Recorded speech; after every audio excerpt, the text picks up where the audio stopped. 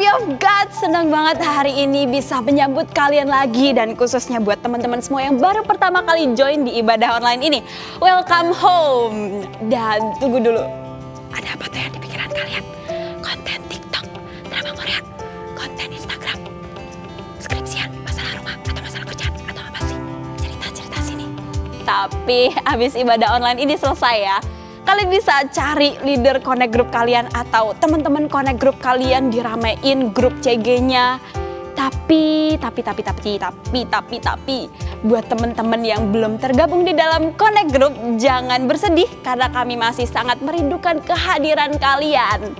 So, pastikan teman-teman mendaftarkan diri ya dengan cara menghubungi nomor yang tertera di layar TV atau layar gadget teman-teman semua. Ditunggu ya kehadiran kalian. Dan kami juga mau mengajak teman-teman semua untuk terlibat di dalam kegerakan doa puasa dengan tema Tahun Pujian dan Penyediaan untuk 2021 ini yang akan dilaksanakan pada tanggal 11 Januari sampai 31 Januari 2021. So, ayo kita sama-sama berpuasa, sama-sama kita berdoa, dan sama-sama kita excited untuk sepanjang tahun ini. Oke? Kami juga mau menginformasikan bahwa persembahan bisa teman-teman lakukan dengan cara mentransfer ke nomor rekening yang tertera di layar TV atau layar gadget teman-teman semua. Atau teman-teman dapat melakukannya dengan scan QR Code. Oke, kita langsung aja. Udah excited buat beribadah hari ini, kita sama-sama bersatu dalam doa ya. Tuhan Yesus, terima kasih buat kasih-Mu yang sungguh nyata dalam kehidupan kami. Sebentar kami mau memuji dan menyembah Engkau, mendengarkan firman-Mu Tuhan. Dan biar sungguh kami menjadi orang yang baru, menjadi orang yang diperbaharui setiap harinya. Thank you Tuhan, menyerahkan semuanya dalam tangan-Mu. Yang siap untuk beribadah katakan amin.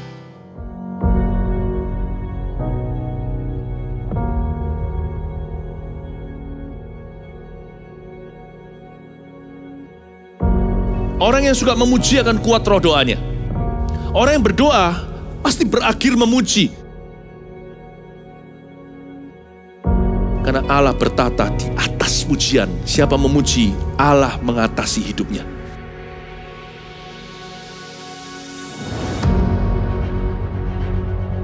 The Year of Praise, tahun pujian, menjadi sebuah petualangan yang tiada dua. Menjadi sebuah pelajaran hidup yang langsung dari Kristus.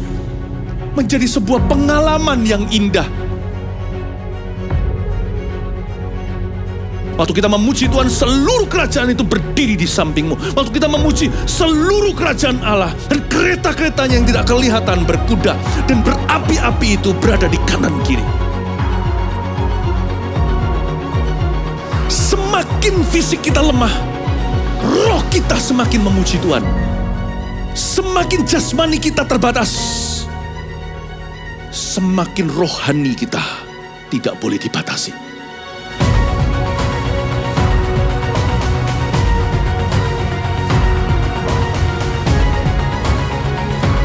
Welcome to the Year of Praise and Provision. Mari kita mengizinkan Tuhan merajut rancangan yang belum pernah kita bayangkan.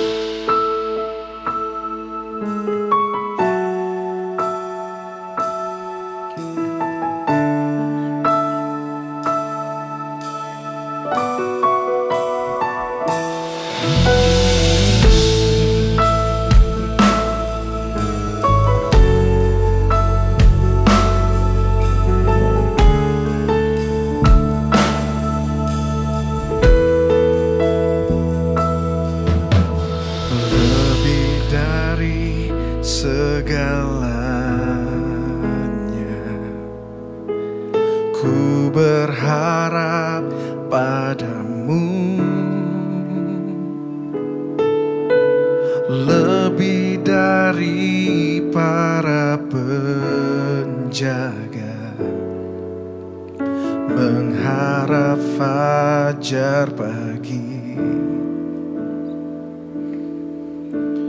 Begitu rindu hatiku berada dekatmu. Alangkah dalam kasih-Mu memenuhi hidupku.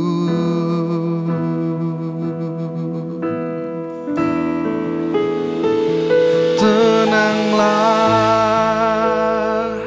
jiwaku dalam naungan sayap-Mu, menembus awan kelabu, pandang kemuliaan-Mu. Selalu ku rindu lekat dalam hati-Mu,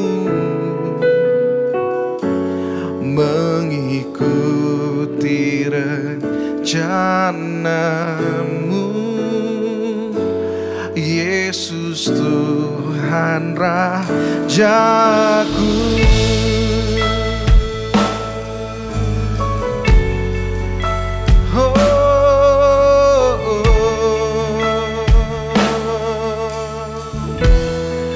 Katakan lebih dari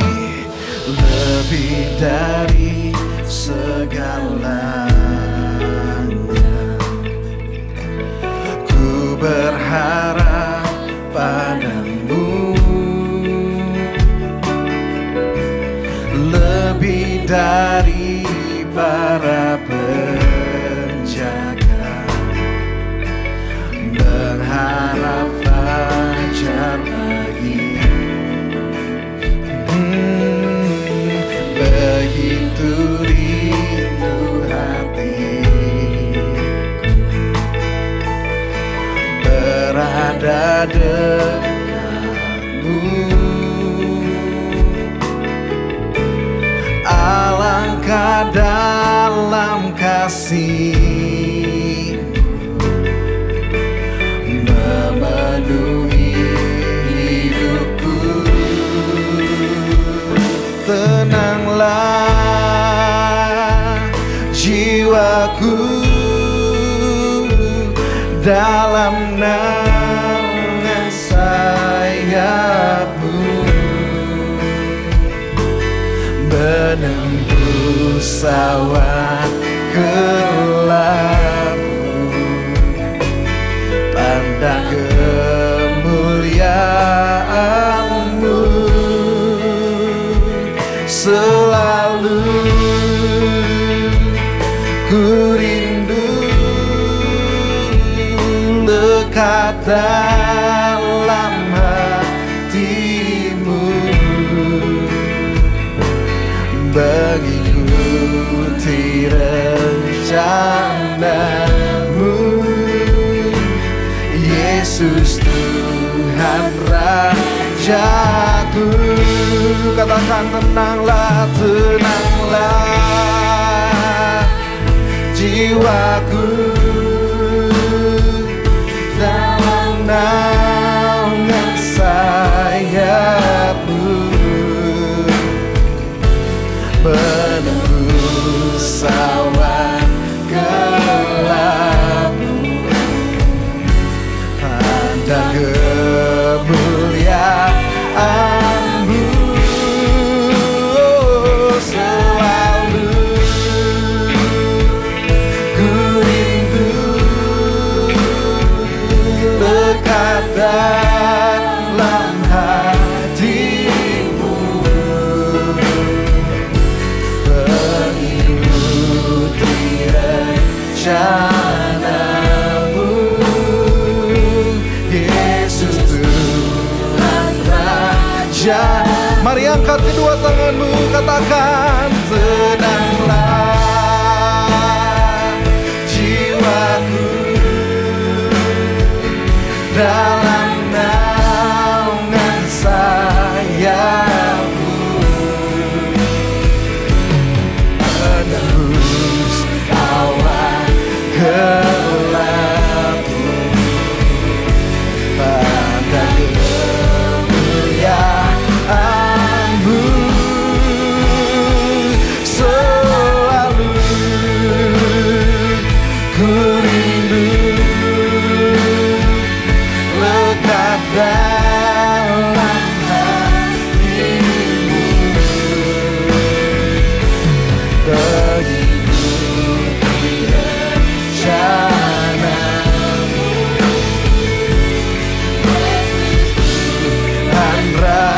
rajaku.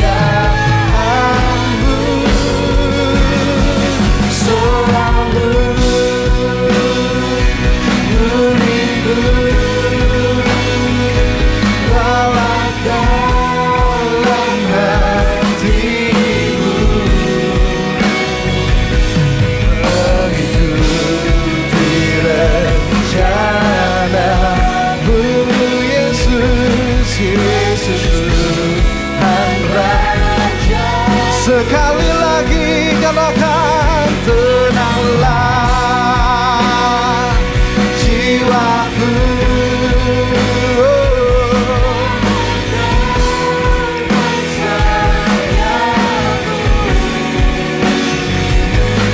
Menembus sawah gelap, pada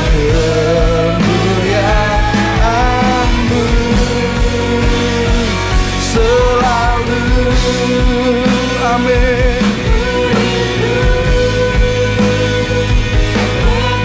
Dalam hatimu mengikuti rencanamu, Yesus Tuhan Rajaku. Katakan mengikut rencanamu, mengikuti rencanamu, mengikuti rencanamu,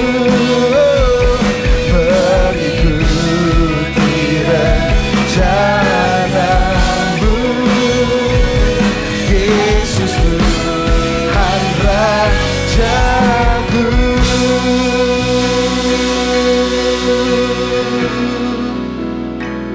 Tenanglah jiwaku dalam naungan sayapmu. Mari pegang dadamu, katakan menembus awan gelap. Amin. Pandang kemuliaan-Mu. Selalu ini kerinduan kami, ku rindu lekat dalam hatimu, mengikuti rencanamu,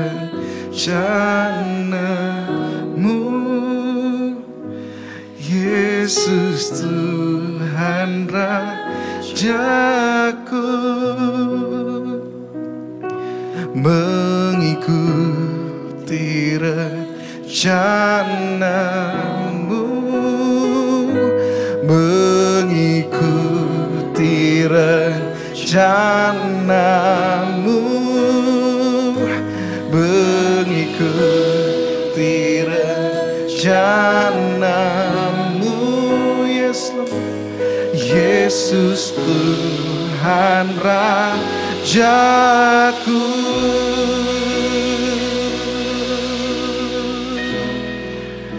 Oh, Kaulah Raja kami, Tuhan. Oh, kami aman dalam-Mu.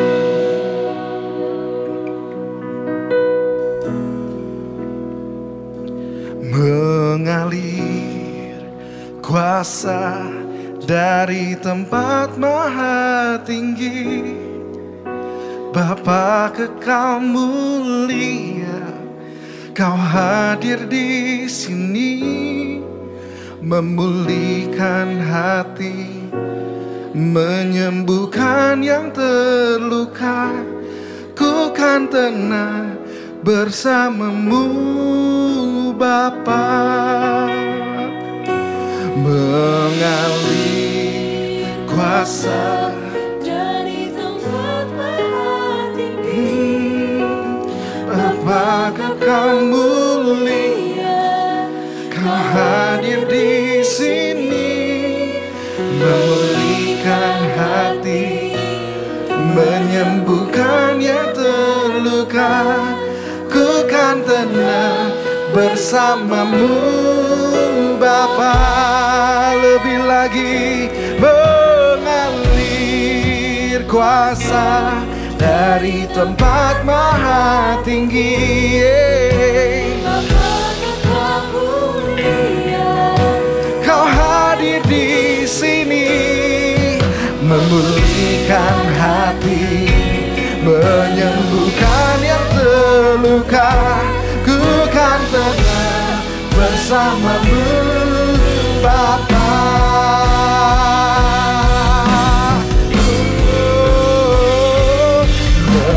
Mengalir kuasa dari tempat maha tinggi.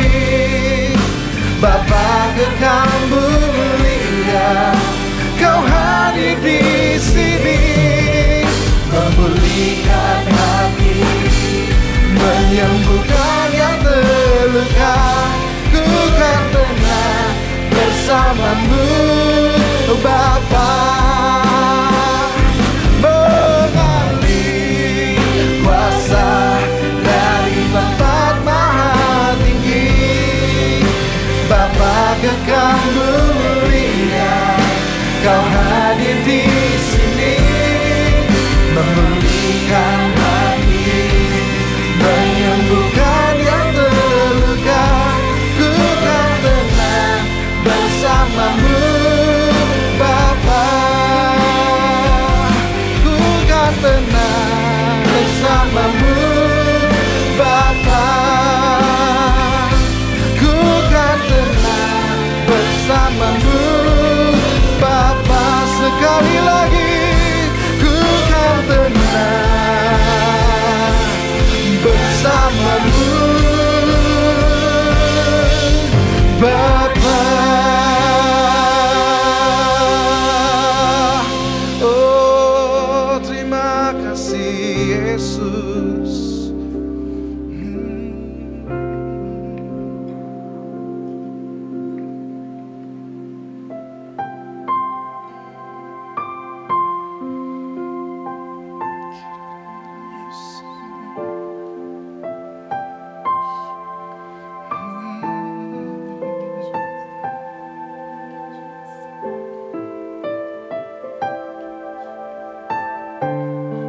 Terima kasih Roh Kudus.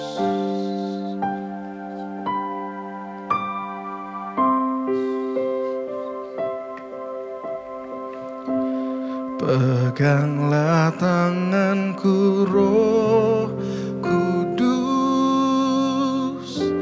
setiap hari ku tak dapat jalan sendiri tanpa Roh-Mu. Bawalah diriku kepada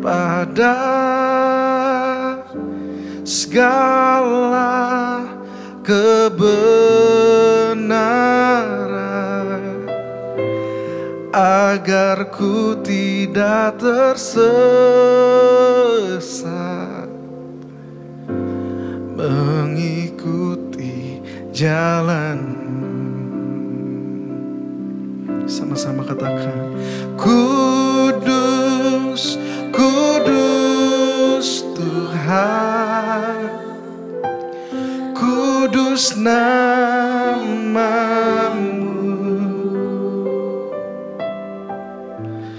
Ku beri syukur dalam simfoni indah. Ajaib, ajaib Tuhan, ajaib nama-Mu, nama yang beri menang, Yesus namanya. Mari jemaat Tuhan saja katakan, peganglah tanganku, Kudus setiap hari. Ku tak dapat jalan sendiri tanpa Roh-Mu. Bawalah diriku kepada segala kebenaran, agar ku tidak tersesat mengikuti jalan-Mu.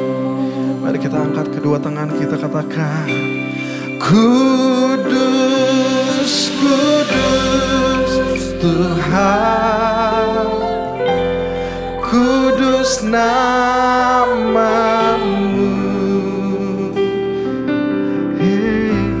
Ku beri syukur dalam simfoni indah. Katakan ajaib, ajaib, ajaib Tuhan, ajaib nama-Mu,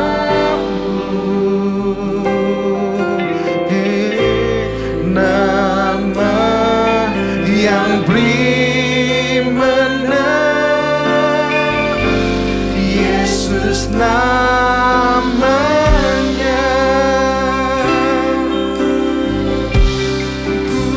Kudus, kudus Tuhan, kudus nama-Mu.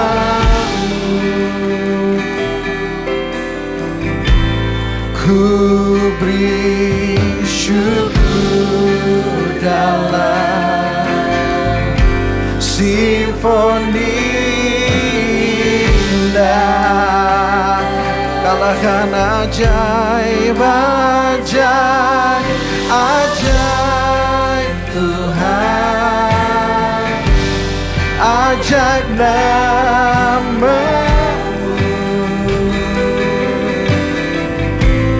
nama yang beri menang, Yesus.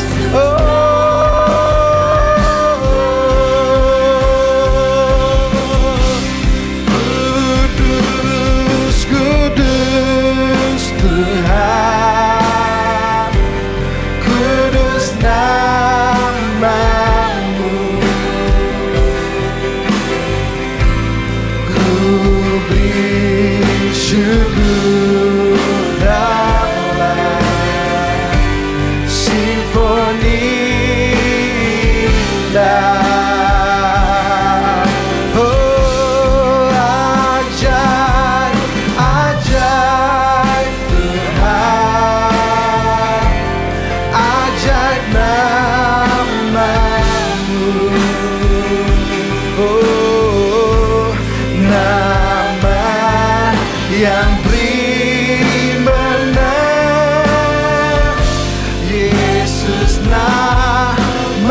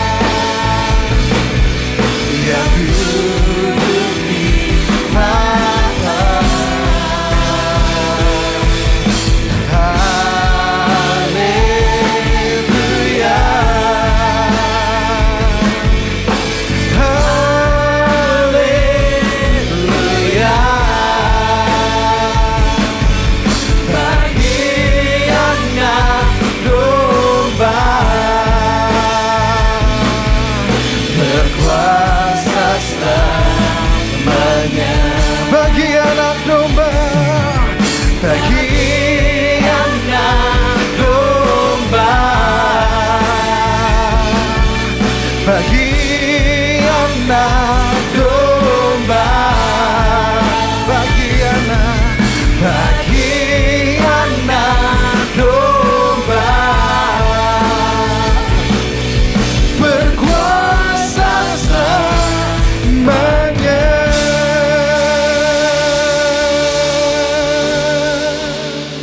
Ya Tuhan, bagi anak domba, bagi Engkau Bapa, kami tahu Tuhan, Engkau Allah yang dahsyat dalam kehidupan kami.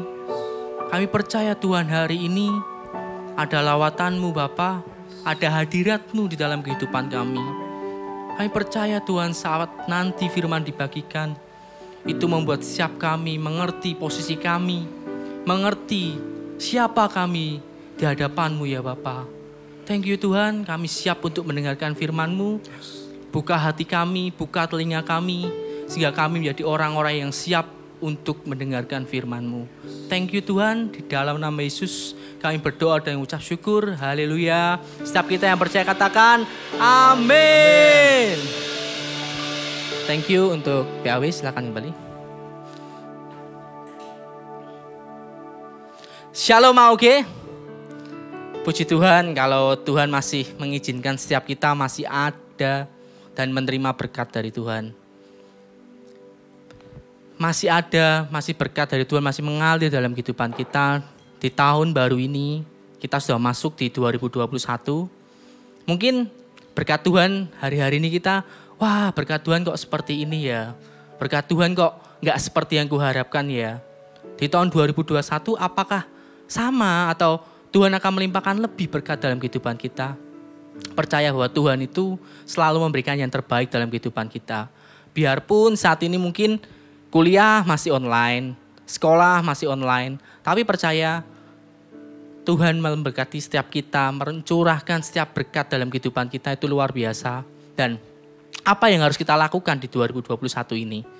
Kita sudah masuk nih 2021. Kita siapkan hati kita untuk kita menjadi orang-orang yang benar di hadapan Tuhan. Menjadi orang-orang yang siap di hadapan Tuhan. Dengan apa? Dengan kita membangun kehidupan doa kita. Kenapa sih kita harus membangun kehidupan doa? Tujuannya apa? Karena banyak hal yang membuat doa kita seakan-akan tidak berarti. Atau banyak hal yang seakan-akan membuat hidup kita itu berdoa itu gak ada artinya. Dan istilahnya kalau kita bisa nyebut adalah pembunuh-pembunuh doa. Prayer killer yang membunuh doa kita. Kenapa hal itu terjadi? Karena kadang kita berpikir gini, seringkali mungkin banyak orang kita ke gereja rutin, kita sering ke gereja, kita pelayanan, kita bahkan mungkin komsel atau CG, rutin kita nggak pernah bolong, Tapi kehidupan doa kita kosong. Kehidupan doa kita kosong yang membuat rohani kita tuh menjadi rapuh. Saat kita tidak punya kehidupan doa dengan Tuhan, biarpun kita aktivitas kita padat banget. Seakan-akan kita wah ke gereja, setiap minggu ke gereja. Bahkan pelayanan dan pelayanan. Dan bahkan CG atau kita komsel setiap minggu, setiap saat kita datang tidak pernah absen. Tapi kita nggak punya kehidupan doa, itu semua adalah rapuh di mata Tuhan. Kita nggak bisa merasakan hadirat Tuhan lebih dalam lagi. Dan kita nggak bisa bertumbuh di dalam Tuhan kalau kita nggak punya kehidupan doa yang benar bersama Tuhan. Oke? Nah terus pertanyaannya adalah, kenapa kita harus membangunnya gitu loh? Kenapa? Alasannya adalah untuk kita membangun kehidupan doa itu penting sekali, bukan cuma karena doa itu nafas hidup bagi orang percaya. Kita tahulah, kita selalu dengar doa itu adalah nafas hidup orang percaya. Yes, benar. Tapi bukan sebatas itu. Karena doa itu mempunyai apa sih? Doa itu mempunyai kuasa. Doa itu merupakan sumber kuasa bagi setiap orang yang percaya sama Tuhan. Saat kita berdoa sama Tuhan, saat kita dekat sama Tuhan secara personal, secara pribadi dengan Tuhan, kita mempunyai kuasa melalui doa tersebut. Yang kedua, doa itu apa sih? Sumber pengaruh bagi kita secara pribadi dan orang-orang sekeliling kita. Saat kita bangun kehidupan doa kita akan menjadi orang-orang yang berpengaruh bagi orang lain. Kita akan menjadi pengaruh bagi lingkungan kita. Itulah tujuannya supaya Tuhan dimuliakan di dalam kehidupan kita. Itulah tujuan kita selama ini untuk mengenal Tuhan. Amin. Kita buka dulu di Lukas 11 ayat 1 sampai ke 2. Saya bacakan. Pada suatu kali Yesus sedang berdoa di salah satu tempat. Ketika ia berhenti berdoa, berkatalah seorang dari murid-muridnya kepadanya, "Tuhan, ajarlah kami berdoa sama seperti yang diajarkan Yohanes kepada murid-muridnya." Jawab Yesus kepada mereka, "Apabila kamu berdoa, katakanlah, Bapa, dikuduskanlah namamu, datanglah kerajaanmu." Kita berhenti di 2 ayat ini saja. Yang pertama, pada suatu kali Yesus sedang berdoa di salah satu tempat. Gimana sih supaya kita tuh bisa membangun hubungan kita sama Tuhan dengan doa kita? Pertama kita adalah cari suatu tempat atau tentukan suatu tempat di mana kita bisa membangun kehidupan doa pribadi kita. Tempatnya di mana? Kita sendiri yang tahu. Contohnya seperti apa? Kita bisa membangun doa itu di tempat mana? Saat kita di dalam kamar sendiri. Atau mungkin kadang-kadang kita mencari suatu ruangan tertentu yang di tempat itu kosong atau kita menyediakan tempat tertentu untuk tempat itu sebagai tempat doa kita. Nah, itu perlu untuk supaya kita itu bertumbuh di dalam Tuhan dan hubungan kita dengan Tuhan itu dekat. Hubungan kita dengan Tuhan itu semakin terasa hangat dengan Tuhan. Itu penting sekali. Jadi doa ini kita nggak bisa gitu loh. Kalau kita asal-asalan, wah kita mau kemana, kita nggak nentuin suatu tempat, nggak nentuin suatu ruangan atau suatu lokasi untuk kita berdoa. Kadang kita nggak pernah melakukan doa itu secara rutin, secara khusyuk, secara dalam dengan Tuhan. Karena kenapa? Tuhan Yesus sendiri pun dia menentukan tempat untuk berdoa loh. Bener nggak? Kita baca firman Tuhan. Tuhan sering berdoa di mana? Di Taman Getsemani. Tuhan menentukan lokasinya, Tuhan menentukan tempatnya di mana Tuhan Yesus itu berdoa untuk dekat dengan Allah, dengan Bapanya. Ya kita pun harus sama. Tuhan yang begitu luar biasa, Tuhan yang begitu esa, dia menentukan tempat untuk dia dekat dengan Bapa, untuk dia berdoa dengan Bapa. Kita pun harus mencari tempat, lokasi di mana kita bisa berdoa. Di mana kita bisa dekat dengan Bapa, di mana kita bisa merasakan hadirat Tuhan yang begitu dalam kehidupan kita. Yang kedua, ketika kita berhenti berdoa. Nah, di sini kadang-kadang kita berpikir, kapan sih kita harus berhenti berdoa? Kadang kita berpikir, wah aku ini doanya udah lama sekali, sangat lama, berhari-hari, atau mungkin bertahun-tahun aku berdoa untuk keluargaku supaya keluargaku dipertobatkan. Tapi saat ini aku belum merasakan apa-apa, belum terjadi sesuatu di dalam keluargaku. Mungkin ada juga yang berdoa untuk kuliahnya, berdoa untuk sekolahnya, mau supaya dia dapat nilai yang terbaik. Tapi saat ini, ya begitu-begitu aja. Atau bahkan ini mungkin anak-anak muda, saat ini mungkin ya salah satunya adalah berdoa, bergumul untuk pasangan hidup. Dia berdoa, aku berdoa minta pasangan hidup yang terbaik, pasangan hidup yang dari Tuhan. Ya benar-benar kenal Tuhan, yang dia cinta akan Tuhan. Tapi saat ini, kita belum mendapatkannya. Dan kadang kita berpikir, kapan kita harus berhenti? Kapan kita harus berhenti berdoa? Di sini Tuhan juga berhenti loh berdoa. Stop berhenti berdoa. Pada saat apa sih kita harus berhenti berdoa? Pada saat kita sudah merasakan damai sejahtera. Pada saat kita merasakan hadirat Tuhan nyata dalam kehidupan kita. Kita bisa merasakan melalui apa? Melalui Roh Kudus yang ada di dalam kehidupan kita. Jadi kita doa sehari semalaman suntuk. Ada waktunya pasti akan berhenti kok. Ada waktunya di mana Tuhan akan menjawabnya kok. Tergantung dari kitanya, kita bisa merasakannya atau enggak. Gimana kita bisa merasakannya saat kita dekat sama Tuhan, saat kita merasakan hadirat Tuhan di dalam kehidupan kita. Dan pada saat kita sudah setting semua, sudah kita tata semua jam doa kita, tempat kita berdoa, itu akan menjadi habit dalam kehidupan kita. Itu akan menjadi kebiasaan dalam kehidupan kita. Dan otomatis pada saat kita mungkin traveling kemana, kita pergi ke beberapa tempat. Kalau kita sudah menentukannya, minimal kita akan melakukan doa itu pas pada jam-jam di mana kita biasa melakukan doa di tempat kita berdoa. Amin. Ini hal Hal yang harus dibangun secara rutin, harus dibangun secara pribadi. Dan kesadaran pribadi untuk membangunnya. Karena kalau kita sudah membangun ini semua pasti akan tersetting dengan indah bersama Tuhan. Dan semua akan berjalan dengan baik dengan Tuhan. Nah, contohnya nih. Kadang Koko ini kan doa. Koko doa, pagi doa. Ya, merasakan hadirat Tuhan, merenungkan firman Tuhan. Tapi kadang-kadang Koko juga doa itu bukan cuma setting satu tempat di rumah, di kamar. Tapi kadang Koko tuh merasakan gini, ada titik di mana kita itu juga harus menambahkan doa kita. Amin. Menambahkan doa kita tuh maksudnya gimana sih? Kan tadi sudah harus tentukan tempat doa. Yes, tempat doa harus kamu tentukan. Waktu doamu harus ditentukan. Tapi ada waktu-waktu di mana Tuhan itu menggerakkan hati kita untuk kita tuh berdoa sama Tuhan. Contohnya, pada saat Koko ini udah kerja. Jadi pada saat Koko tuh kerja, kadang dalam perjalanan, di mobil, Tuhan melawat saya. Tuhan melawat hati saya dan di situ kadang-kadang saya merasakan hadirat Tuhan pada saat perjalanan dari rumah ke kantor. Di dalam mobil kadang-kadang bisa nyanyi-nyanyi sendiri dan sebagainya. Bisa berdoa sama Tuhan. Dan bahkan di kantor kadang-kadang kalau Tuhan gerakan pun, Tuhan gerakan hati untuk berdoa. Saya juga berdoa gitu loh. Saya berdoa untuk kondisi keadaan di kantor. Untuk orang-orang yang ada di kantor. Untuk perusahaan khususnya. Berdoa untuk mereka. Nah itu yang akan terbangun pada saat kita mempunyai tempat, kita mempunyai waktu yang kita berikan sama Tuhan untuk kita benar-benar mencari hadirat Tuhan. Amin. Kita masuk yang Lukas ke-11 ayat kedua. Nah, saya bacakan.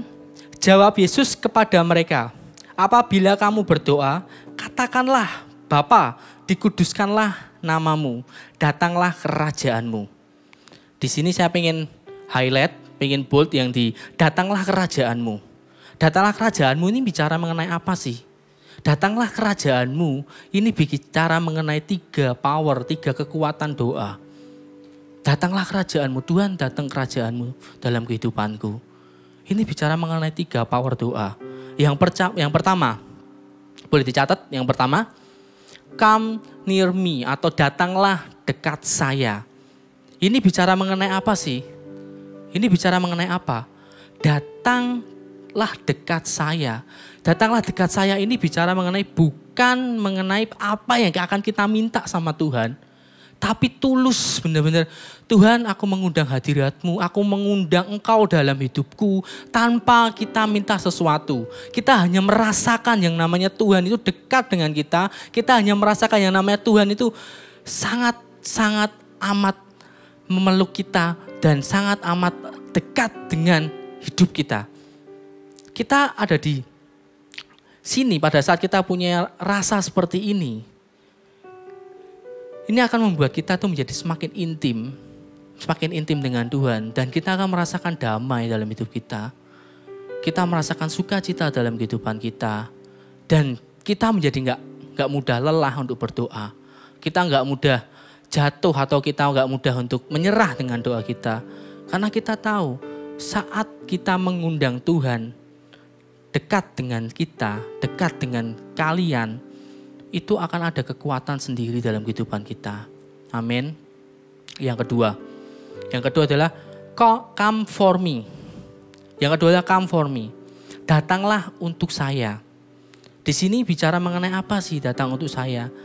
Ya, datang untuk saya itu adalah di mana kita saatnya untuk meminta sama Tuhan. Tadi tahap pertama kita meminta Tuhan datang hadir itu untuk supaya kita dekat sama Tuhan, ada keintiman dengan Tuhan. Yang kedua, kita minta Tuhan datang untuk saya, untuk kita. Untuk apa? Untuk Tuhan menjawab setiap doa kita, menjawab setiap pergumulan kita, menjawab setiap apa yang kita doakan. Ada tahap kedua ini di mana kita bisa menyampaikan semua apa yang kita rindukan, apa yang kita mau.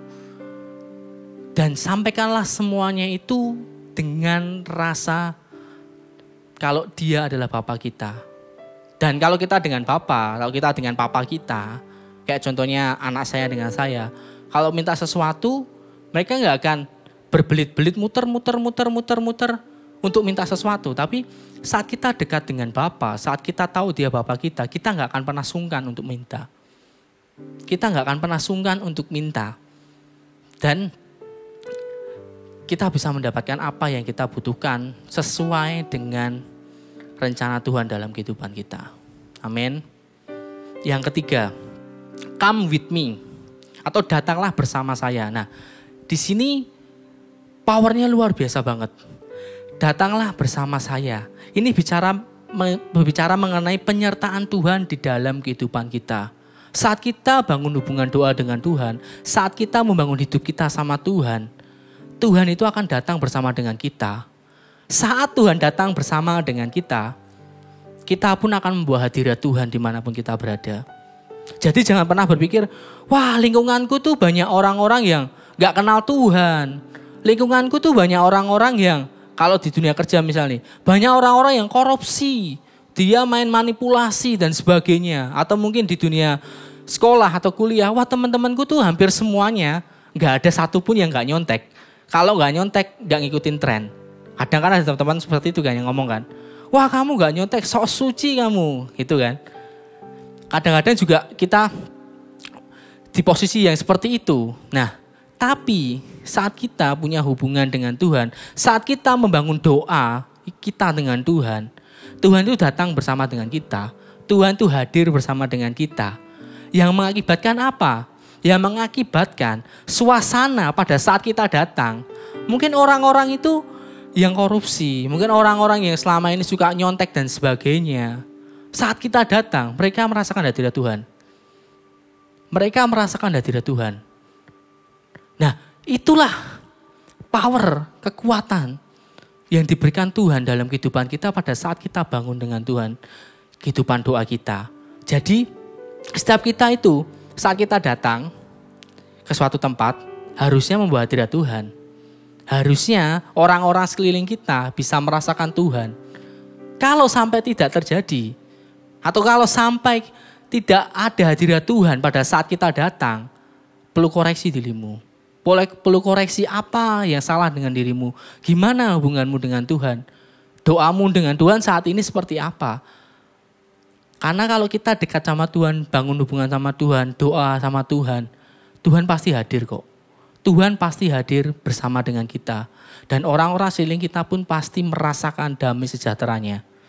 Dan orang-orang sekeliling kita juga akan melihat orang ini orang yang berbeda. Kita ini orang yang berbeda. Kita anak-anak Tuhan, anak-anak yang dicintai sama Tuhan. Dan kita membawa hadirat Tuhan pada saat kita datang ke tempat itu. Amin. Jadi doa harus mempunyai otomatis untuk mendatangkan Tuhan. Dan itu tugas kita anak-anak Tuhan yang sungguh-sungguh berdoa. Jadi doa itu otomatis pasti akan membawa kita itu ke level yang berbeda. Di mana kita membawa hadirat Tuhan kemanapun kita pergi. Amin.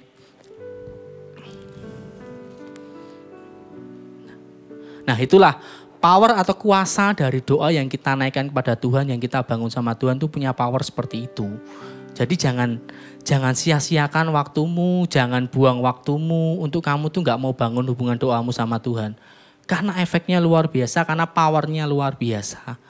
Dalam kehidupan kita, dalam kehidupan orang-orang sekeliling kita, itu powernya luar biasa. Tapi ada hal-hal yang menghalangi kita untuk berdoa. Seperti tadi saya bilang, prayer killer yang membunuh doa kita. Hal-hal yang buat kita itu tidak bisa berdoa. Atau hal-hal yang buat kita itu gak nyaman untuk berdoa. Apa sih? Poin pertama, boleh dicatat. Pertama adalah, saya kasih adalah amnesia. Amnesia itu apa sih? Lupa ingatan kan? Lupa ingatan, lupa segala sesuatunya. Nah, di poin ini, kadang kita sebagai manusia, kadang kita melupakan Tuhan. Ini yang membuat doa kita menjadi tidak ada arti. Atau membuat kita tuh gak mau berdoa istilahnya. Kita tidak mau berdoa karena kita lupa kalau segala sesuatu yang kita dapat, segala sesuatu yang kita punya, segala sesuatu yang kita capai, itu semua adalah berkat dari Tuhan. Ini yang buat doa kita tuh jadi istilahnya males atau apa deh. Seakan-akan wah buat apa sih berdoa? Perasaan aku gak doa, perasaan aku nggak ngapa-ngapain, nggak nyembah Tuhan dan sebagainya, tapi prestasiku bagus kok. Aku dapat IPK yang tinggi. Atau kalau yang udah kerja, aku nggak usah doa sama Tuhan, aku juga dapat promosi dari kantorku. Tapi sebenarnya kebenarannya adalah kita itu mendapatkan segala sesuatu itu dari Tuhan. Kita mendapatkan berkat itu dari Tuhan. Dan kita nggak boleh melupakan Tuhan di dalam kehidupan kita. Kita buka di Amsal 10, ayat yang ke-22 dari Alkitab Bahasa Indonesia sehari-hari, saya bacakan. Karena berkat Tuhan sajalah orang menjadi kaya. Kerja keras tak dapat menambah harta. Di sini jelas banget. Di Amsal tuh jelas banget. Jadi selama ini kita dapat sesuatu itu, biarpun kita kerja keras, seakan-akan semuanya prestasi kita, seakan-akan semuanya karena kecerdasan kita. Padahal kebenarannya, firman Tuhan udah jelas banget di Amsal ngomong, kerja keras tak dapat menambah harta. Kerja keras itu tidak dapat menambahkan apa yang kita capai, apa yang kita dapat dalam kehidupan kita. Nah, hal ini yang perlu kita sadari loh. Kita sadar dan kita mengerti, wah selama ini tuh gimana sih kehidupan kita, kehidupan doa kita. Apakah kita melupakan Tuhan ataukah kita mengingat Tuhan dalam segala hal yang kita capai. Balik lagi kehidupan kita. Dan di sini bagaimana sih kita bisa terhindar dari amnesia atau melupakan Tuhan dan kebaikan Tuhan. Kita buka di Mazmur 105 ayat kedua sampai kelima. Saya bacakan. Bernyanyilah baginya, bermazmurlah baginya. Percakapkanlah segala perbuatannya yang ajaib. Bermegalah di dalam namanya yang kudus. Biarlah bersukacita hati orang-orang yang mencari Tuhan. Carilah Tuhan dan kekuatannya. Carilah wajahnya selalu. Ingatlah perbuatan-perbuatan ajaib yang dilakukannya, mujizat-mujizatnya dan penghukuman-penghukuman yang diucapkannya. Nah, di sini gimana sih supaya kita nggak melupakan berkat Tuhan? Gimana caranya supaya kita tuh nggak lupa kalau berkat yang kita dapat, segala hal yang kita dapat itu bukan karena kita. Bukan karena kemampuan kita sendiri, bukan karena kepandaian kita, bukan karena kecerdasan kita, atau bukan karena skill kita. Yang pertama adalah bermegahlah di dalam namanya yang kudus. Bermegah di sini adalah memuliakan nama Tuhan dalam segala hal. Kita harus paksa diri kita dan mengerti kalau segala sesuatu yang kita dapat itu bukan karena kita. Segala sesuatu yang kita dapat itu karena Tuhan. Segala pencapaian dalam hidup kita itu semua karena Tuhan. Bukan karena kemampuan kita sendiri. Bukan karena kehebatan kita sendiri. Kenapa? Karena kalau Tuhan tidak mengizinkannya, itu gak akan terjadi loh. Kalau Tuhan tidak mengizinkan berkat itu datang, Tuhan menutup pintu berkat dalam hidup kita, itu gak akan terjadi loh. Jadi, bermegahlah di dalam namanya yang kudus. Ingatlah perbuatan Tuhan dalam kehidupan kita. Ingatlah kebaikan Tuhan dalam kehidupan kita. Dan setelah itu, carilah Tuhan. Carilah Tuhan. Dengan sengaja mencari Tuhan dari dalam hati kita. Yang kedua, carilah Tuhan. Supaya kita nggak lupa sama Tuhan tuh cari. Kadang kita kalau sudah terbawa suasana, terbawa kondisi lingkungan kita, itu kadang-kadang kita bisa lupa sama Tuhan. Makanya kita harus cari Tuhan. Supaya kita nggak lupa ya kita harus cari. Sengaja mencari Tuhan. Meluangkan waktu.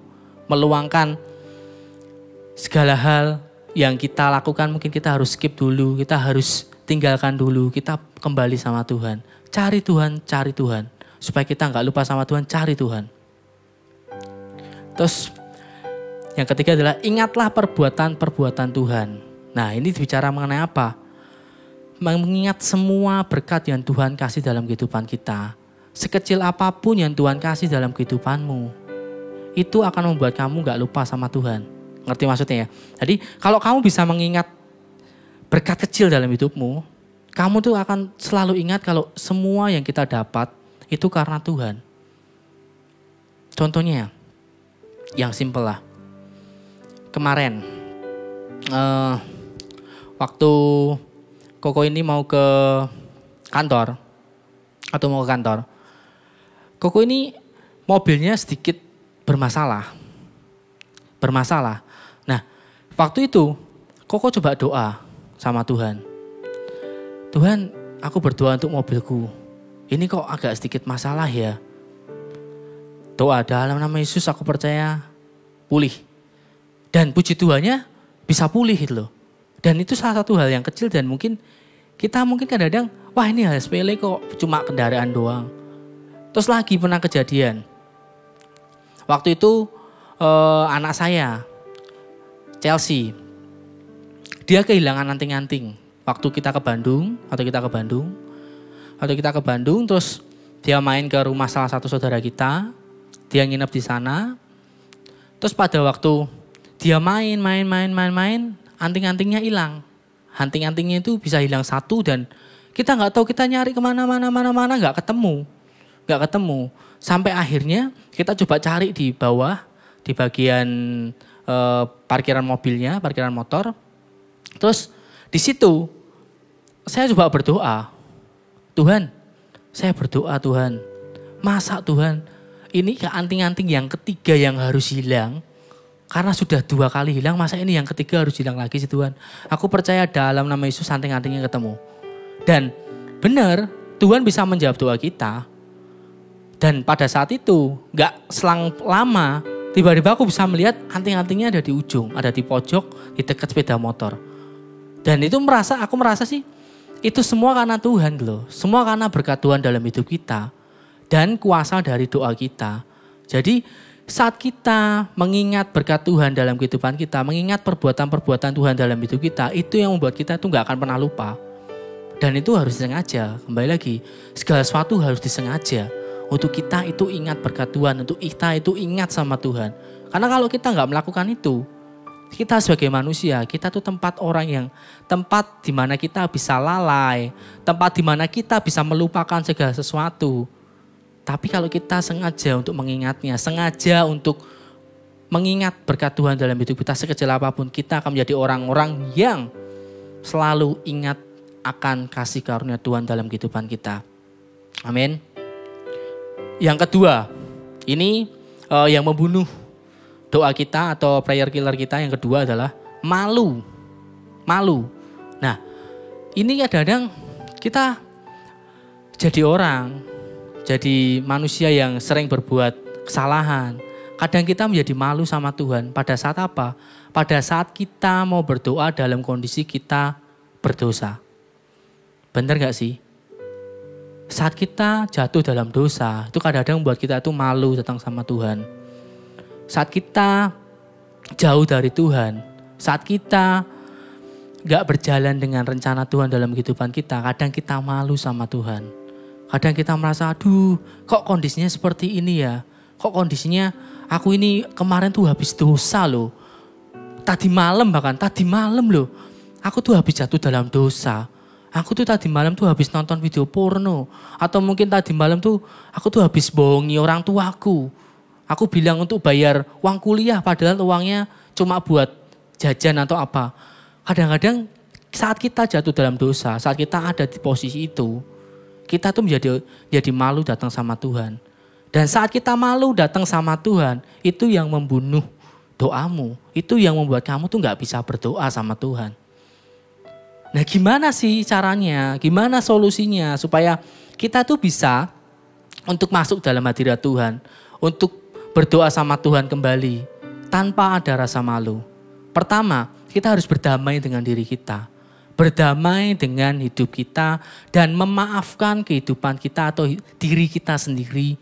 Biarpun kita sudah melakukannya, kita memaafkan diri kita sendiri dan bertobat. Tapi gimana caranya bertobat? Kalau saya usahakan sendiri, kadang-kadang tuh ini aku berusaha bertobat nih. Wah, udah komitmen. Saya akan komitmen untuk tidak jatuh dalam dosa. Kadang kita bisa mengatakan itu pada saat kita sudah melakukan dosa. Atau setelah habis melakukan dosa, aduh kok kayak gini ya, aku menyesal. Aku gak mau nih melakukan gini lagi. Tapi besoknya sama aja. Nah terus gimana supaya kita nggak jatuh dalam dosa, nggak gampang untuk kita itu jatuh dalam dosa dan sehingga kita malu untuk datang sama Tuhan. Cari orang-orang, cari leadermu, cari pemimpinmu. Mereka adalah orang yang berjaga-jaga untukmu. Sampaikan apa yang telah kamu lakukan, sampaikan dosa apa yang telah kamu lakukan. Karena apa? Saat kamu menyampaikan hal itu pertama kamu tuh harus mengalahkan dirimu sendiri. Bener gak sih? Kita kalau punya kesalahan, kita kan cenderung untuk biasa menutupinya. Kita cenderung untuk kita gak mau cerita ke orang lain. Tapi pada saat kita mau cerita, kita melangkah, kita mau cerita ke pemimpin kita cerita ke leader kita, itu yang membuat kita itu bisa bebas dari yang namanya dosa kita. Itu yang membuat kita itu bisa terlepas dari dosa kita. Saat kita mau menceritakan apa sih yang kita lakukan, apa sih yang kita perbuat, dosa apa yang kita perbuat, itu yang membuat kita bisa lepas dari dosa kita itu.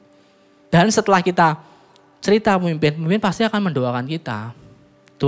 Pemimpin pasti akan mendoakan kita dan bahkan pemimpin juga akan mengcover kita. Supaya kita bisa lepas, supaya kita bisa bebas dari dosa kita dan kita bisa kembali menjadi orang yang istilahnya datang ke hadirat Tuhan tuh gak malu-malu.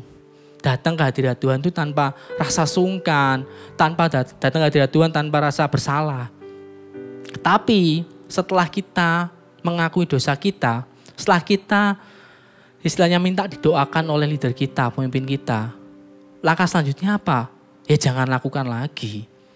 Ya jangan berbuat lagi hal apa yang telah kita lakukan.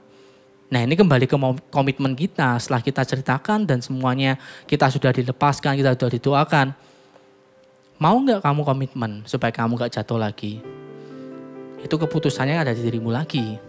Dan saya percaya saat kita sudah mengambil langkah pertama untuk kita itu mau mengaku dosa kita kepada leader kita, mengaku kesalahan kita sama leader kita. Harusnya itu akan menjadi langkah awal untuk kita itu bertobat sama Tuhan. Amin. Dan kalau kita udah clear, kita udah bersih, kita sudah lepas dari dosa kita itu, saya percaya bahwa kita gak akan menjadi orang yang malu di hadapan Tuhan saat kita berdoa. Amin.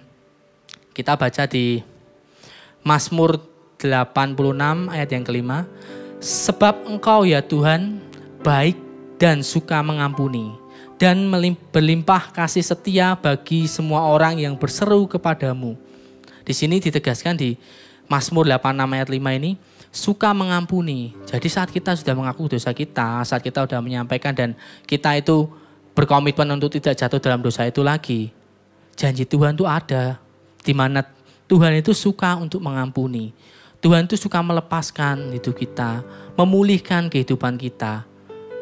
Jadi jangan takut, jangan khawatir misal, wah aku udah ngaku sama leaderku ini, aku udah cerita semua dosa-dosaku nih. Aku udah didoakan dan aku udah komitmen. Tapi apakah Tuhan akan ngampunin kita? Apakah Tuhan ngampunin saya? Saya udah jatuhnya sangat dalam loh. Saya sudah melakukannya lebih daripada orang bayangkan. Mungkin kita berpikir begitu. Tapi janji Tuhan di Mazmur 86 ayat 5 ini, Tuhan itu adalah Allah yang suka mengampuni. Jadi ada jaminan, ada pengampunan dalam kehidupan kita. Saat kita datang sama Tuhan, saat kita mengaku dosa kita, Tuhan pasti akan mengampuni setiap kesalahan kita. Amin. Yang kedua dari Mazmur 86 ini, berlimpah kasih setia. Tuhan juga akan melimpahkan kasih setianya untuk setiap kita yang mau datang kepadanya. Jadi jangan buang waktumu. Jangan buang waktumu. Ini firman ini saya bagikan. Firman ini dibagikan. Ini mungkin akan menegur beberapa orang. Ini mungkin akan membuat hati seseorang merasa gak nyaman dengan kata-kata ini. Gak nyaman dengan firman ini. Tapi jangan buang waktumu. Jangan buang waktumu untuk kamu hidup di dalam kesalahan-kesalahan yang kamu lakukan. Jangan hidup di dalam dosa-dosa yang kamu lakukan. Amin. Jangan buang waktumu. Jangan buang waktumu. Karena kasih Tuhan itu berlimpah banget dalam hidup kita. Kasih Tuhan itu berlimpah dalam kehidupan kita. Jadi segeralah bertobat, segeralah kembali sama Tuhan. Sehingga hidupmu rasakan damai lagi. Sehingga kamu nantinya waktu hadirat Tuhan, waktu berdoa sama Tuhan, kamu gak jadi orang yang malu-malu untuk sama Tuhan. Karena kan tadi yang di pertama juga ngomong kan, kalau kita dekat sama Tuhan, Kita tahu posisi kita adalah anak. Tuhan adalah Bapa kita. Saat kita berdoa, kita tahu Dia Bapa kita. Itu nggak ada rasa sungkan. Amin. Jadi saat kita menjadi orang yang nggak malu, kita pun juga akan sungkan sama Tuhan untuk menyampaikan apa isi hati kita sama Tuhan. Amin. Sekarang masuk yang ketiga. Pembunuh doa yang ketiga adalah keraguan. Keraguan. Ini sih yang namanya keraguan, hampir banyak orang mesti ada di zona ini. Saya merasakan itu. Karena saya sendiri kadang-kadang juga ragu. Tuhan, aku berdoa nih. Kayak contohnya, dulu saya berdoa untuk pasangan hidup. Untuk dapat, waktu itu berdoa untuk dapat ya pasangan hidup. Saya yang saat ini, saya berdoa. Tuhan, aku berdoa untuk wanita ini. Berdoa untuk pasangan hidupku yang ini. Doa, tapi hatiku tuh ragu. Hati tuh ragu.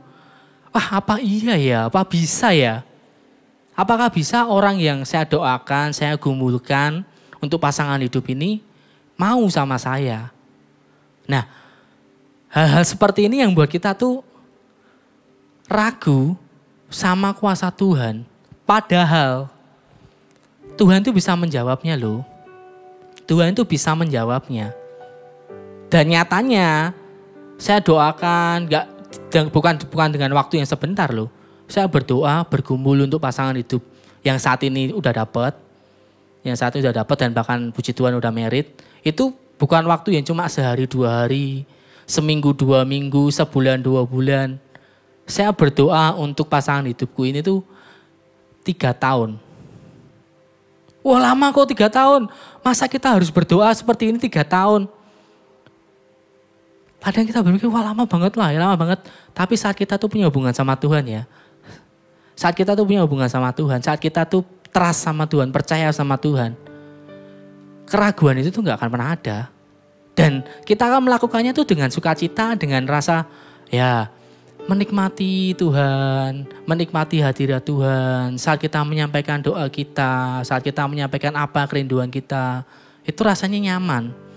Rasanya gak takut kalau namanya, wah gak bakal dijawab, gak bakal seperti ini. Biarpun awal-awalnya sempat ada rasa itu, ada rasa, wah apa bisa, apa bener, apa mau dan sebagainya. Tapi saat kita lepaskan itu semua, saat kita lepaskan keraguan kita, Tuhan itu bisa bekerja lebih daripada yang kita bayangkan. Kenapa? Karena Tuhan akan bukakan momen-momen di mana kamu tuh bisa bertemu dengan pasangan hidupmu. Kalau ini ngomong pasangan hidup. Kalau kita ngomong lagi doa untuk orang tua. Seringkali kita berdoa untuk orang tua juga. Tuhan, aku berdoa untuk orang tuaku supaya mereka bertobat, supaya mereka kenal Tuhan. Bahkan ini mungkin ada yang doanya lebih dari 5 tahun, 10 tahun. Berdoa untuk keluarganya supaya bertobat. Tapi sampai saat ini belum terlihat apa-apa. Dan kadang-kadang itu membuat kita ragu. Apakah benar sih? Doaku ini apakah akan dijawab sama Tuhan? Kalau aku lihat orang tuaku. Saat ini mereka ya gitu-gitu aja. Gak ada perubahan, gak ada apa-apa, gak ada yang terjadi sesuatu. Tapi percaya gini loh. Saat kita gak ragu akan doa kita akan dijawab sama Tuhan. Asalkan doa kita doa yang benar. Doa kita itu berkenan di mata Tuhan loh ya. Bukan doa-doa yang istilahnya untuk kepentingan pribadi dan itu bertentangan dengan firman Tuhan, Tuhan pasti ya gak jawab. Tapi kalau doa itu adalah doa untuk kemuliaan nama Tuhan, Tuhan pasti akan mendengarkan kok. Tuhan pasti akan mendengarkan doa yang kita naikkan kepadanya. Jadi mungkin saat ini kita ngelihat orang tua kita gak ada perubahan dan sebagainya. Tapi percaya saat kita gak ragu sama Tuhan, gak ragu dengan doa kita, Tuhan tuh bisa merubah orang tua kita perlahan demi perlahan. Mungkin kita gak kerasa, mungkin kita gak lihat, wah langsung tiba-tiba berubah 100%. Enggak, gak kerasa mungkin. Tapi saat kita berdoa untuk mereka dan hidup kita diubahkan sama Tuhan, mereka bisa melihat hidup kita, oh anakku sekarang kok jadi seperti ini ya. Dulu anakku yang dia gak mau nurut sama orang tua, kalau diperintah orang tua melakukan sesuatu dia gak pernah mau, dia sekarang mau ya. Nah, saat hal itu bisa dilihat dalam hidupmu, doamu pun akan pelan-pelan akan dijawab. Jadi kuncinya apa sih? Di dalam keraguan ini tuh kuncinya apa? Supaya kita itu menjadi orang-orang yang mantap saat kita mendoakan segala sesuatu. Kuncinya adalah kita tuh percaya 100% sama Tuhan. Kalau ini adalah doa yang membawa kemuliaan Tuhan itu pasti akan dijawab. Amin. Dan pasti memang butuh waktu. Gak bisa tiba-tiba cepat, tiba-tiba berubah. Biarpun memang sih ada doa-doa tertentu yang langsung berubah. Tapi kadang doa kita harus melalui proses dan proses di mana kita akan merasakan berkat Tuhan, merasakan kasih setia Tuhan di dalam kehidupan kita. Amin. Kita buka dulu di Yesaya 41 ayat yang ke-10. Nih, ini menegaskan lagi juga tuh untuk supaya kita nggak ragu. Yesaya 41 ayat yang ke-10. Janganlah takut sebab aku menyertai engkau. Janganlah bimbang sebab aku ini Allahmu. Aku akan meneguhkan, bahkan akan menolong engkau. Aku akan memegang engkau dengan tangan kananku dan membawa kemenangan. Di sini bicara mengenai apa? Jangan takut. Jangan takut kalau doa kita itu nggak dijawab. Jangan takut kalau kita itu nggak mendapatkan apa yang kita doakan. Karena Tuhan sudah berjanji. Jangan takut karena Tuhan itu memberikan tepat pada waktunya kok. Tuhan itu akan memberikan sesuai dengan kapasitas kita. Yang kedua, jangan bimbang. Di sini juga di Yesaya 41 ayat yang ke-10 juga bilang adalah jangan bimbang. Jangan bimbang, jangan merasa ragu-ragu. Di sini jangan ragu-ragu, jangan bimbang, jangan ragu-ragu. Percaya sajalah. Kalau kita udah doakan, kita udah klaim Tuhan pasti akan melakukan yang tepat, yang terbaik untuk hidup kita, untuk keluarga kita, untuk pasangan hidup kita yang mungkin kayak saya doa untuk pasangan hidup. Tuhan pasti akan memberikan tepat pada waktunya sesuai dengan kapasitas kita. Amin. Nah, sekarang masuk yang keempat. Apa sih yang membunuh doa kita, yang buat kita itu jadi malas berdoa dan sebagainya? Yang keempat adalah kemalasan itu sendiri. Nah, di sini kemalasan itu tuh kenapa membunuh doa kita? Karena kadang-kadang kita, waduh dengan kondisi ini capek banget. Saya kerja seharian. Kalau contohnya saya kerja seharian dari pagi, berangkat ke kantor, dari kantor sampai pulang sampai malam. Malam sampai ke rumah kondisi udah capek dan sebagainya. Mungkin teman-teman juga yang kuliah online, bahkan kuliah online sekarang mungkin waktunya juga lebih nggak kerasa. Kadang-kadang tugas diberikan sore, tugas diberikan malam, mungkin ada yang seperti itu. Dan membuat kita tuh jadi capek dan lelah. Pada saat kita capek dan lelah, kita menjadi malas untuk berdoa. Nah, saat kita malas berdoa, itu membuat kita itu istilahnya semakin jauh dengan Tuhan. Akan membuat kita itu semakin gak mau mendekat sama Tuhan karena menyerah dengan keadaan kita, dengan kondisi kita yang lelah, yang capek, jadi males dan pengennya ya tidur aja, pengennya ya istirahat aja. Padahal kita belum doa sama Tuhan. Jadi kemalasan ini pasti dialami banyak orang sih. Kemalasan pasti akan dialami banyak orang. Dan banyak orang bisa merasakan ini apalagi dalam kondisi yang lelah, kondisi yang mungkin gak nyaman atau mungkin kondisinya udah full, hektik banget seharian dan sebagainya. Untuk kita doa, untuk kita bangun hubungan kita sama Tuhan itu kadang-kadang kita menjadi malas, menjadi gak mau deket sama Tuhan, gak mau berdoa sama Tuhan karena kita pengennya cuma tidur. Tapi saat kita tahu kebenarannya, saat kita mengalahkan malas kita ini, kita tuh bisa deket sama Tuhan dan kita bisa kembali berdoa. Jadi paksa dirimu mungkin dalam kondisi capek, paksa dirimu. Gak bisa kalau aku gak doa dulu, kalau aku gak deket sama Tuhan, kalau aku gak membangun misbah doaku, ada yang kurang, ada yang gak nyaman. Itu harus kita setting dalam diri kita supaya kita gak malas. Terus apa lagi sih efek malas ini, apa lagi sih? Mungkin ini situasi yang berbeda. Kalau tadi kan kita malas untuk berdoa, kita malas untuk kita dekat sama Tuhan, bangun misbah doa kita sama Tuhan. Tapi kadang kita malasnya gini, di posisi yang setelah kita berdoa, oh saya sudah berdoa, sudah istilahnya meminta sama Tuhan untuk saya dapat promosi dalam pekerjaan saya, untuk saya dapat nilai yang terbaik dalam kuliah saya mendapatkan nilai yang terbaik dalam sekolah saya. Tapi malas yang kedua adalah posisi malas di mana kita setelah kita berdoa kita gak melakukan apa-apa. Kita gak mau yang namanya kita upgrade kapasitas kita belajar lebih lagi, kita belajar lebih daripada waktu-waktu yang sebelumnya. Kita cuma bermalas-malasan, kan aku sudah berdoa. Kan aku sudah serahin sama Tuhan. Kadang posisi ini tuh posisi yang istilahnya banyak orang gitu loh yang melakukannya. Saya sudah berdoa, saya sudah serahin sama Tuhan, 100% saya serahkan sama Tuhan. Dan saya percaya kalau semuanya pasti akan terjadi. Padahal ada yang menjadi part kita, ada yang menjadi bagian kita yang harusnya kita lakukan, yang harusnya kita perbuat sehingga doa kita itu bisa dikabulkan sama Tuhan. Nah ini hal yang penting gitu loh. Doa tanpa perbuatan adalah kosong. Doa tanpa perbuatan adalah mati. Firman Tuhan berkata begitu. Kita berdoa, tapi kita harus melakukan bagian kita. Kita berdoa, tapi kita harus melakukan apa yang bisa kita lakukan supaya Tuhan itu bisa menjawab doa kita melalui usaha kita, melalui apa yang kita kerjakan. Itu yang harus kita lakukan. Jangan bermalas-malasan, jangan menyerah. Waduh, susah ini, nggak bisa. Aku udah berdoa, intinya aku udah, misalnya kita mau ujian. Kalau saya dulu zaman kuliah, saya mau ujian untuk statika.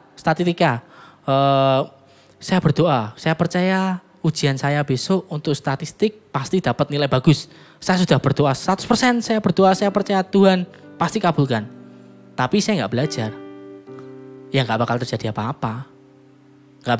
apa-apa. Pada saat nanti ujian, hasilnya, ya kita akan mendapatkan hasil yang istilahnya tidak seperti yang kita harapkan. Makanya ada bagian kita untuk kita itu mau melakukan atau kita tuh bertindak sesuatu supaya Tuhan itu memberkati kehidupan kita melalui apa yang kita kerjakan. Kita baca deh di Pengkhotbah 10 ayat yang ke-18. Kita baca dari versi bahasa Indonesia sehari-hari. Atap rumah akan bocor kalau tidak dibetulkan. Dan akhirnya rumah itu lapuk akibat kemalasan. Nih, jelas banget. Kalau kita tuh malas-malesan ya. Kalau kita malas-malesan, kita nggak mau lakukan sesuatu. Ibaratnya hidup kita itu kayak kita tuh bangun suatu rumah.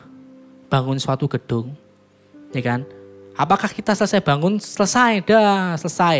Pasti bangunannya akan selalu awet selama-lamanya, tidak akan berubah. Kondisi atapnya akan sama, kondisi dindingnya akan sama, catnya akan sama. Enggak itu loh. Ada bagian kita untuk kita tuh melakukan sesuatu. Ada bagian kita harus kita merawatnya. Ini sama, kehidupan doa kita harus kita rawat. Kehidupan doa kita harus kita bangun hari ke hari. Enggak boleh lelah, enggak boleh malas, enggak boleh istilahnya membiarkan semuanya berjalan tanpa kita berdoa. Gak boleh. Karena doa itu benar-benar powernya luar biasa. Doa itu benar-benar membuat kita itu menjadi orang-orang yang hidup bersama Tuhan dan membuat hidup kita itu menjadi lebih hidup istilahnya bersama Tuhan. Dan bagaimana kita bisa terlepas dari kemalasan ini? Nah, bagaimana sih kita bisa terlepas dari kemalasan ini? Kita belajar dari ini. Dari Amsal 6 ayat 6 sampai ayat yang ke-8. Oke, udah dapat semua? Saya bacakan. Hai pemalas, pergilah kepada semut, perhatikanlah lakunya dan jadilah bijak.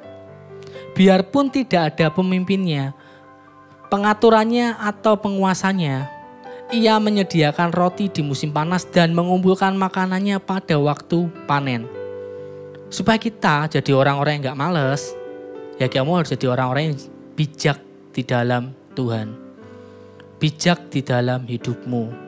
Supaya kamu tuh gak nyerah, supaya kamu tuh gak gampang terombang ambing. Kamu harus bijak dengan hidupmu untuk kamu tuh bisa ngatur. Kita bisa mengatur apa yang harus kita lakukan, apa yang harus kita lakukan dalam kehidupan kita sehari-hari. Kita perlu atur semuanya. Oh pagi, aku harus doa saat teduh sama Tuhan. Jam berapa? Jam sekian. Habis itu saya akan kerja. Waktu kerja selesai pulang. Itu harus diatur supaya kita itu jadi orang yang gak males. Karena kalau kita gak punya rencana dalam hidup kita, kalau kita gak punya plan dalam hidup kita akan menjadi orang yang asal mengalir Dan pada saat kita menjadi orang yang mengalir, itu bisa mengakibatkan kita menjadi seorang yang pemalas. Kenapa? Karena kita yaudah apa yang terjadi biarlah terjadi. Apa yang bakal datang dalam kehidupan saya, ya udah itu aja. Dan itu mengakibatkan apa? Kita malas. Nah supaya kita nggak malas, kita harus bijak. Kita harus bisa mengatur, kita harus bisa setting segala sesuatu kehidupan kita. Kita harus melakukan apa dalam sehari ini. Kita harus melakukan apa dalam seminggu ini. Kita harus melakukan apa dalam sebulan ini. Dan itu harus kita lakukan supaya kita juga bisa menempatkan Tuhan di dalam kehidupan kita. Pada saat kita meluangkan waktu kita sama Tuhan, Tuhan akan semakin dekat sama kita. Dan kekuatan yang Tuhan kasih dalam kehidupan kita, seperti yang saya bagikan tadi yang pertama, Tuhan itu akan ada dalam kehidupan kita, menyertai kehidupan kita. Dimanapun kita berada, dimanapun kita pergi, orang bisa merasakan hadirat Tuhan dalam kehidupan kita. Amin. Nah sekarang pertanyaan adalah, bagaimana kehidupan doa Anda saat ini? Apakah Anda jauh dari Tuhan? Atau apakah Anda dekat sama Tuhan? Yang bisa menjawab adalah diri Anda masing-masing. Tapi percaya, saat kita dekat sama Tuhan, saat kita mencari hadirat Tuhan lebih lagi dalam kehidupan kita, dalam kehidupan doa kita menjadi anak-anaknya yang membawa damai sejahtera, menjadi anak-anaknya yang membawa sukacita dimanapun kita berada. Amin. Oke, saya undang untuk PAW naik atas.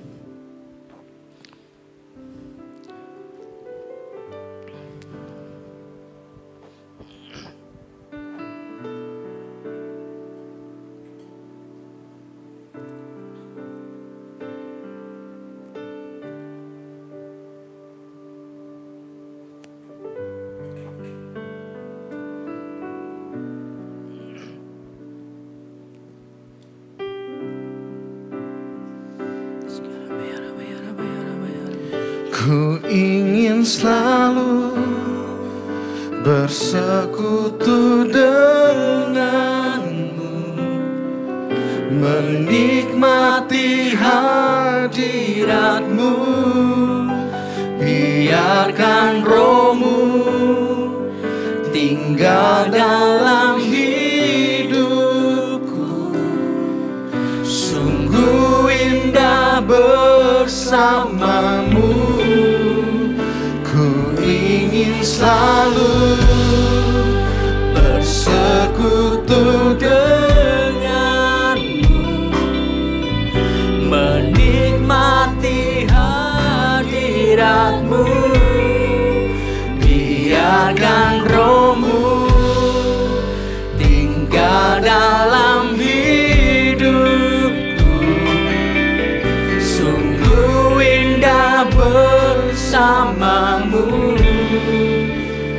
selamanya. Thank you Bapak, terima kasih Tuhan. Kami percaya Tuhan, saat kami membangun hubungan doa dengan Engkau, saat kami memposisikan Engkau sebagai Tuhan dan Juru Selamat dalam kehidupan kami tahu prioritas utama kami adalah Engkau Bapak. Buat setiap kami anak-anak-Mu hari ini untuk membangun komitmen kembali bersama dengan Engkau, membangun kehidupan doa kami dengan Engkau, sehingga kami Engkau dapatkan sebagai anak-anak terang, sebagai anak-anak yang mencintai Engkau, semakin hari menjadi anak yang semakin dalam dan semakin dalam mengerti apa rencana-Mu dalam kehidupan kami. Tegur kami Tuhan, ingatkan kami pada saat kami mulai jauh dengan Engkau, ingatkan kami pada saat kami mulai melupakan Engkau Tuhan, karena kami mau Tuhan, kami mau untuk semakin hari Tuhan, Engkau dapati Tuhan, semakin mengasihi Engkau. Engkau dapati Tuhan, setiap kami menjadi orang ya Tuhan, yang bertumbuh dalam iman dan pengenalan akan Engkau. Thank you Tuhan, kami percaya Tuhan, Engkau akan mengalir secara dahsyat dalam kehidupan kami, memberikan sukacita damai sejahtera untuk kami Tuhan. Thank you Tuhan, terima kasih Tuhan. Ku ingin selalu bersekutu denganmu, menikmati hadiratmu,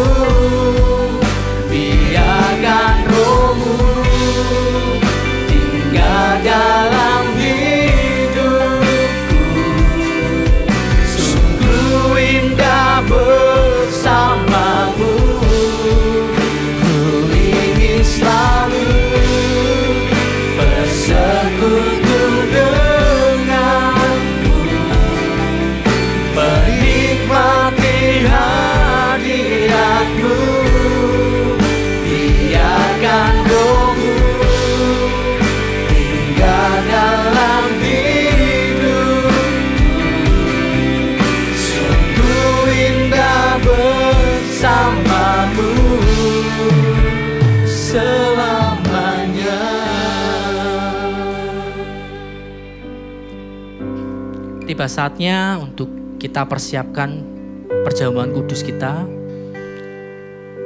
Silakan persiapkan roti dan anggur di tempat Anda masing-masing.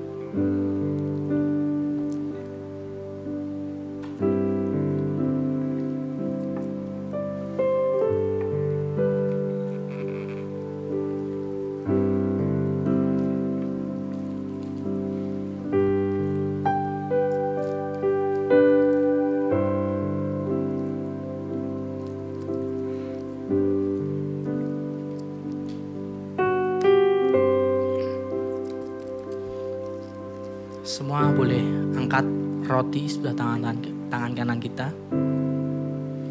Mari kita mengucap syukur untuk berkat Tuhan dalam kehidupan kita.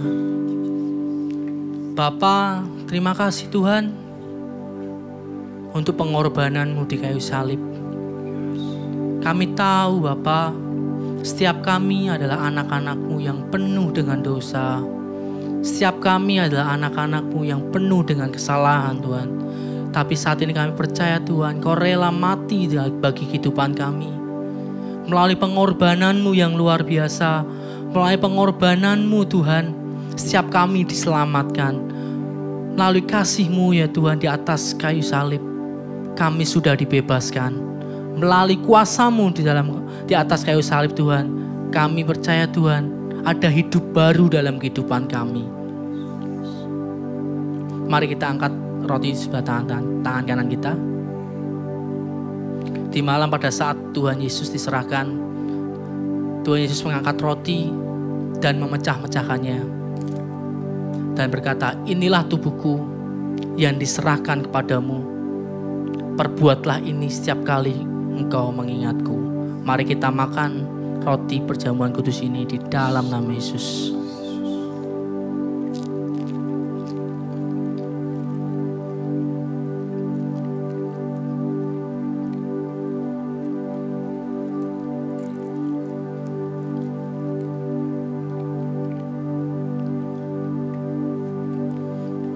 Mari kita angkat cawan perjanjian, anggur di sebelah tangan kanan kita. Bapa, kami percaya Tuhan, melalui cawan perjanjian baru yang Kau materaikan oleh darah-Mu, setiap kami Tuhan sudah dibebaskan. Setiap kami adalah orang-orang yang menjadi ciptaan baru di dalam Engkau. Dan kami percaya Tuhan, melalui cawan perjanjian ini, hidup kami dimerdekakan Tuhan bersama dengan Engkau. Terima kasih Tuhan, oleh karya salib-Mu Bapa, oleh pengorbanan-Mu, oleh darah-Mu, oleh anggur perjanjian ini kami sudah dibebaskan. Pada malam setelah Tuhan Yesus makan roti, Tuhan Yesus mengangkat cawan sebelah tangan kanan kita dan berkata, inilah cawan perjanjian baru yang dimateraikan oleh darahku, dan ingatlah ini setiap kali engkau mengingatku. Mari kita minum cawan perjanjian dengan Allah Roh Kudus, dengan Yesus Kristus sebagai Tuhan kita dari hari ini sampai selama-lamanya. Mari kita minum di dalam nama Yesus.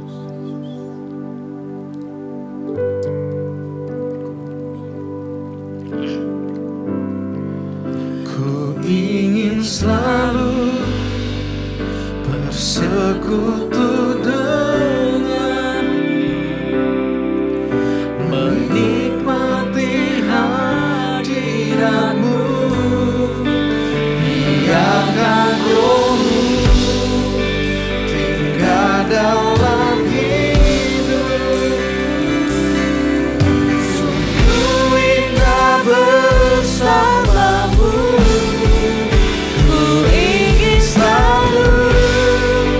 Bersekutu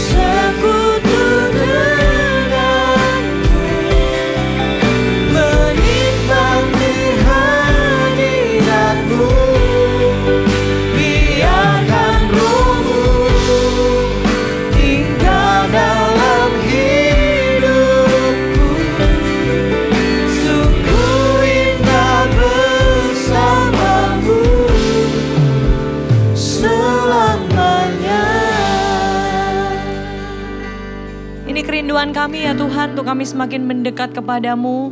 Ini kerinduan kami ya Tuhan, untuk kami semakin mengenal Allah yang kami sembah. Engkau Bapa kami yang baik, Engkau Yesus yang baik. Engkau tidak pernah meninggalkan setiap kami. Untuk itu kami serahkan hidup kami ya Tuhan. Kami tidak tahu arah masa depan seperti apa. Tapi satu hal yang kami tahu, bahwa masa depan kami ada di tangan-Mu. Kami percaya Tuhan bahwa masa depan kami Engkau pegang.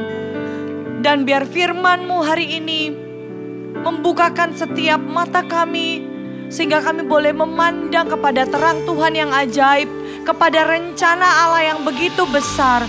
Terima kasih ya Bapa. Kami bersyukur untuk hari ini. Mari sama-sama kita angkat tangan kita. Dan hari ini terimalah berkat yang terbaik dari Allah Bapa, cinta kasih dari Yesus Kristus, dan persekutuan yang manis dengan Allah Roh Kudus akan selalu menyertai-Mu hari ini. Bahkan sampai selama-lamanya apapun yang Kau alami, Dia selalu bersama-sama dengan Anda. Di dalam nama Yesus, terimalah berkat yang terbaik ini dalam nama Yesus. Sama-sama yang percaya katakan, amin. God bless you all.